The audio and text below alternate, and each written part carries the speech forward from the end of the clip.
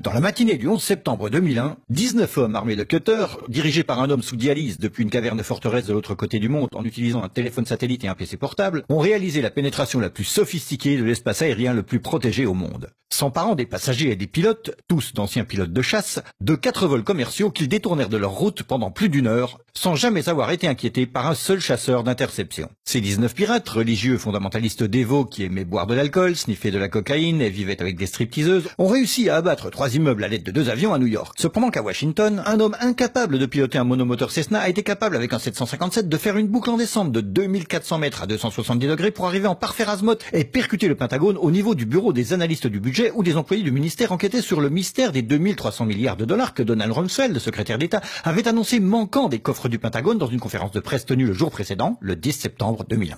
Par chance, les médias ont su qu'il avait fait en quelques minutes. Osama bin Laden. Et les grands pontes en quelques heures. Osama bin Laden. Les officiels dans la journée. Terrorists who committed these acts and those who harbored them. Et les preuves sont littéralement tombées dans la poche du FBI. That a hijacker's passport was found blocks from the World Trade Center crash site, if you can believe that. Mais pour une raison ou une autre, des conspirationnistes fous ont demandé une enquête sur la plus grosse attaque perpétrée sur le sol américain de toute l'histoire. Cette enquête a été retardée, sous-financée, sabotée, en conflit d'intérêts et menée secrètement du début à la fin. Elle était basée sur des témoignages obtenus sous la torture et dont on a détruit les enregistrements. Elle n'a pas mentionné l'existence du Building 7, Double Danger, Pletch, Sybil Edmonds, Ben Laden et la CIA, et les manœuvres militaires simulant des avions détournés et jetés sur des immeubles menés au moment précis où c'était en train de se produire. Elle a été trompée par le Pentagone, la CIA, l'administration Bush. Et à propos de Bush et Cheney, eh bien, personne ne sait ce qu'ils ont dit car leur témoignage était secret, pas enregistré, pas sous serment et à huis clos. Ce n'était pas important de chercher qui a financé les attaques, car cette question a peu de signification pratique. Cependant, la commission d'enquête du 11 septembre a brillamment répondu à toutes les questions du public, excepté la plupart de celles posées par les familles des victimes, et a pu pointer les fautes des personnes responsables, bien qu'aucune n'ait perdu son boulot, déterminant que ces attaques étaient dues à... failure of imagination. Parce que... Nobody in our government, at least, and I don't think the prior government that could envision flying airplanes into buildings. Excepté le Pentagone, la FIMA, le NORAD et le NRO. La DIA a détruit 2,5 téraoctets de données sur Double Danger, mais c'est ok car ce n'était probablement pas important. La SEC a détruit les données sur l'enquête concernant les délits d'initiés avant les attaques.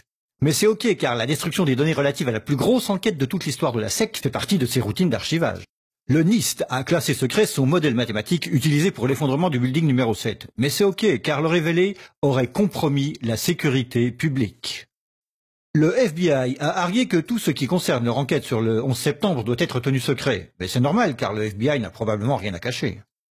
Cet homme n'a jamais existé, et rien qu'il ait dit ne mérite votre attention. Si vous dites le contraire, vous êtes un conspirationniste paranoïde qui mérite d'être mis au banc de l'humanité. Comme lui, et elle et lui. Ben Laden a vécu dans une grotte forteresse des montagnes d'Afghanistan, mais il a pu s'échapper. Puis il s'est caché à Tora Bora, mais il a pu s'échapper. Puis il a vécu 10 années à Abbottabad, mettant en échec le réseau d'espionnage le plus efficace et le plus sophistiqué du monde et de l'histoire, tout en publiant vidéo sur vidéo en totale impunité, rajeunissant au gré des vidéos réalisées, avant d'être capturé par un vaillant commando de Navy Seal dans une opération non filmée, durant laquelle il n'a pas résisté ou peut-être utilisé sa femme comme bouclier humain, et pendant laquelle ces as des forces spéciales ont paniqué et tué cet homme désarmé, censé être la meilleure source d'information de la planète concernant le terrorisme. Puis ils l'ont jeté dans l'océan avant d'en parler à quiconque. Puis 2 douzaines de membres de ce commando ont péri dans un crash d'hélicoptère en Afghanistan. Ceci est l'histoire du 11 septembre, comme elle vous est rapportée par les médias qui vous ont dit la pure vérité sur...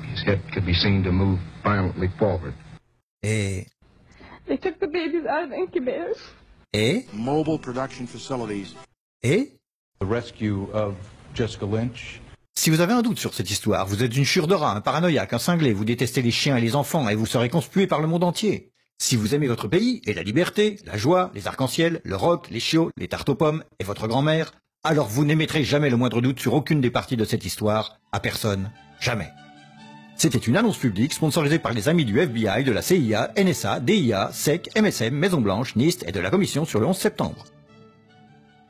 Parce que l'ignorance, c'est la force.